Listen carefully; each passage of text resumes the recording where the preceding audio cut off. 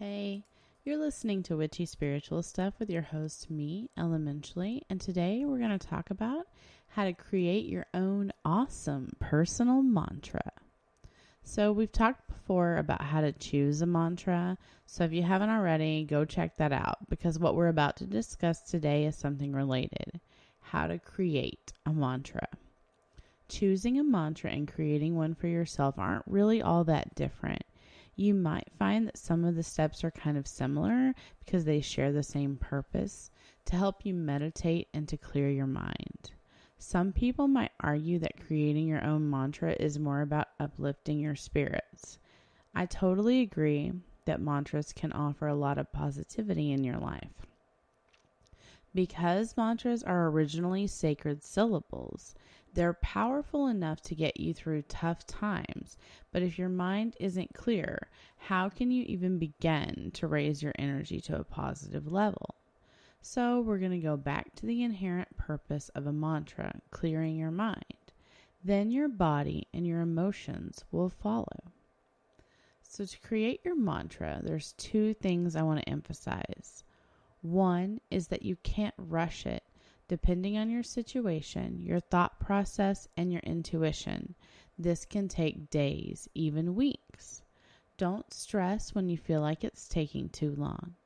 Give yourself enough time to really reflect on your own personal mantra.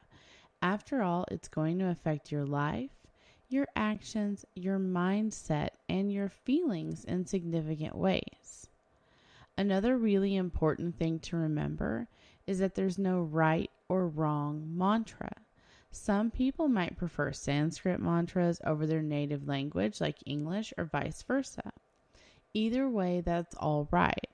While it's great to incorporate a Sanskrit mantra, there's no point in using it if it's something that you're uncomfortable with. Keep in mind that you're creating your own mantra. It has to be deeply personal and meaningful. Focus on yourself and what's best for you because this is going to lead you in the right direction. For those who want to learn how to create a mantra, here are the steps you can take. Number 1, write down your thoughts. The first step to clearing your mind is to write down your thoughts. I recommend keeping a journal because it's going to help a lot. With a journal or a notebook, you can go back to those thoughts and mull over them as much as you need.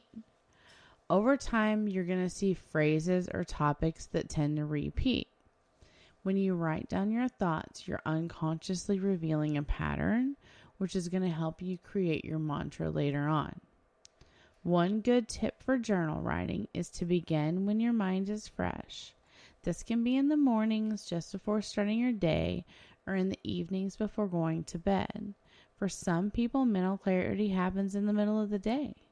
Whenever you feel your mind is at its peak, that's likely to be the best time to write.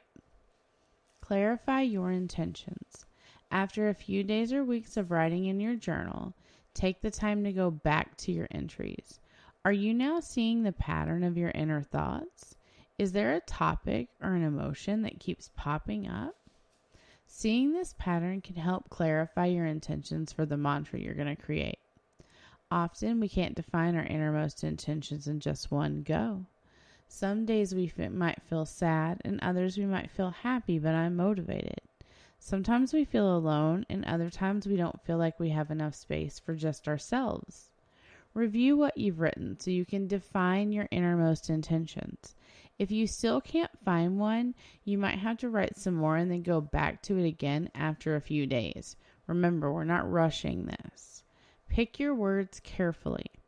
Once you're able to clearly define your intentions, it's time to pick the words that are going to make up your mantra. In this step, you have to carefully choose the words you want to incorporate. I can't stress this enough. Words have power. They have more power than you might actually realize or ever acknowledge. That being said, here are some tips that can help. Use the first person. Again, this is your mantra. Claim it. Own it. Make it personal and meaningful. You can only do this when you state it in the first person. Avoid negative statements. This sounds like a no-brainer, but it can be really easy to fall into this trap. I'll use an English mantra as an example. I am not afraid. At first glance, you think this is a pretty solid mantra. The problem is that it uses the word not, which is negative. Instead, you can redefine this sentence as I am brave. It's more powerful, more reassuring, and it doesn't use any negative words. Be authentic. This means being comfortable in your mantra and believing in it 100%. You can follow an example, but your mantra has to work for you and not depend on anyone else. And number 4, you need to end with gratitude.